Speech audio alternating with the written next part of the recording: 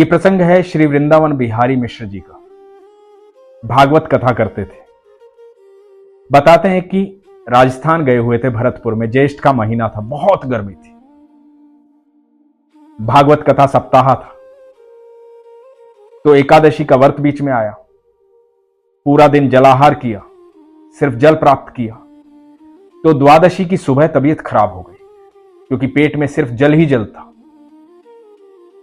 दस्त लग गए, लूज मोशन लग गए। तो बताते हैं कि वहां से बाहर जाना पड़ता था जंगल की तरफ।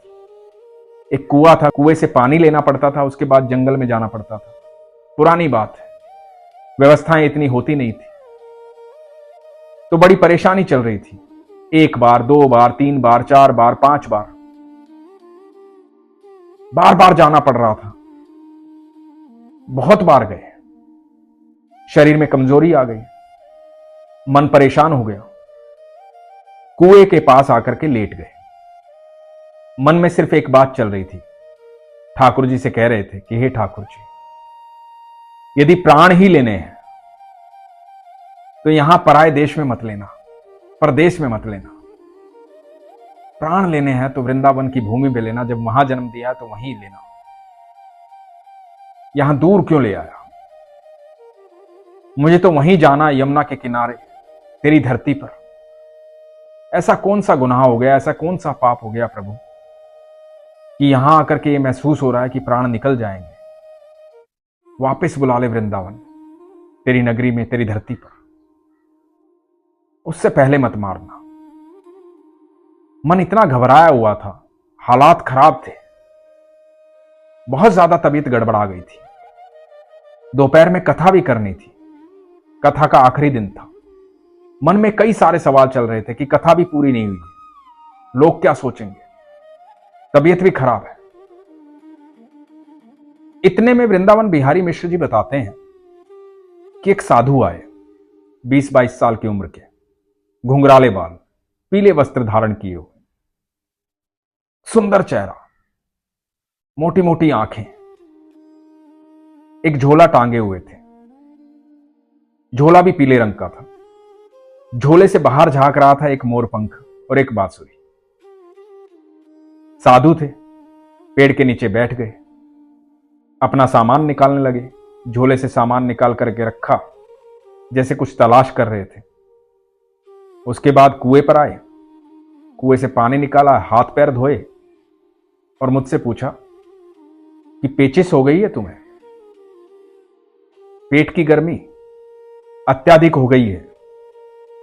कल व्रत था ना एकादशी का, खाली पेट रहे, इसलिए बड़ी दिक्कत हो रही है। वृंदावन बिहारी जी ने कहा कि हां, पेट में बड़ी दिक्कत हो गई, बड़ा परेशान हूं। तो उन साधु ने कहा कि आज तो कथा भी है ना तुम्हारी, कथा भी करनी है, तो मैं इसीलिए तो आया हूं। अब तुम्हें दवाई दूंगा, दवाई ले लेना, ठीक हो जाओ। तो वृंदावन बिहारी जी ने कहा कि ठीक है। तो उन्होंने अपने झोले से एक ककड़ी नुमा फल निकाला और कहा कि लो, ये खा लो। और फल देख करके बिहारी जी ने कहा कि नहीं, मैं अभी नहीं खा पाऊंगा, मैं घर जाकर के खा लूंगा, काली मिर्च और नमक के साथ। तो साधु ने कहा कि कोई बात नहीं, काली मिर्च और नमक मेरे पास है। और एक पुड़िया खोली और पुड़िया निकाल करके वृंदावन बिहारी जी के हाथ में रख दी कि लो, काली मिर्च और नमक, अब खा लो। वृंदावन बिहारी जी का बिल्कुल मन नहीं था कि पता नहीं साधु ने क्या दिया है, क्या नहीं दिया है, खाऊं ना खाऊं।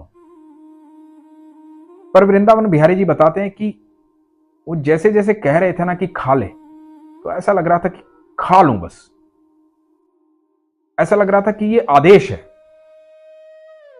और खा लिया। जैसे ही खाया तो उन्होंने कहा कि अब पानी पी लो, तो उठा करके पानी भी पी लिया।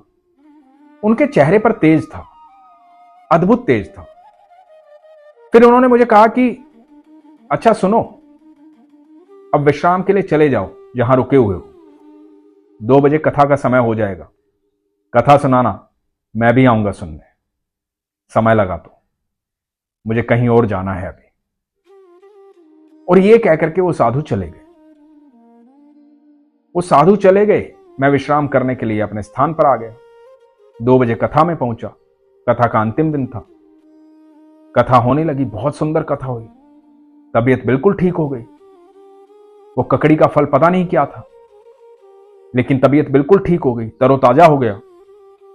मैं पूरी कथा के दौरान उन साधु महात्मा को ढूंढता रहा, लेकिन वो कहीं दिखाई नहीं दी।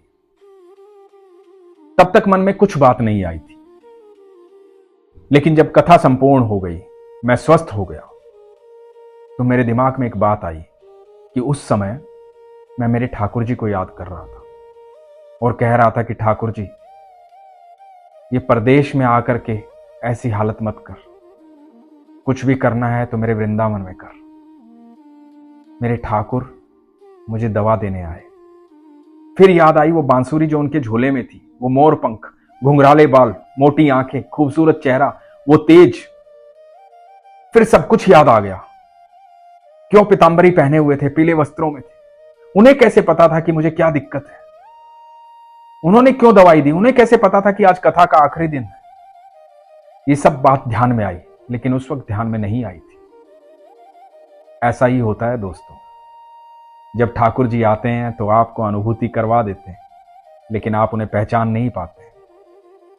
वो सच्चे भक्तों के पास जरूर आते हैं, उनकी दिक्कत में उनके सामने खड़े होते हैं, उनकी सहायता करते हैं।